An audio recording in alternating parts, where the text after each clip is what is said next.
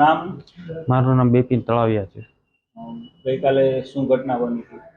ગઈકાલે કરુણેશભાઈ રાણપરિયા અને રાજુ નાકરાણી કરીને જે હતા એમને હવે જે સંઘર્ષના સાથીના જે પૈસા 300 રૂપિયા લીધેલા હતા એવા 16,80,000નો હિસાબ અને ભૂખ્યાના ભોજનનો 35 લાખ રૂપિયા હિસાબ અને એક બીજો 35 લાખ રૂપિયા ટોટલ 1 લાખ રૂપિયાનો હિસાબ જે હતો એ 6 મહિનાથી મિટિંગ ચાલતી હતી।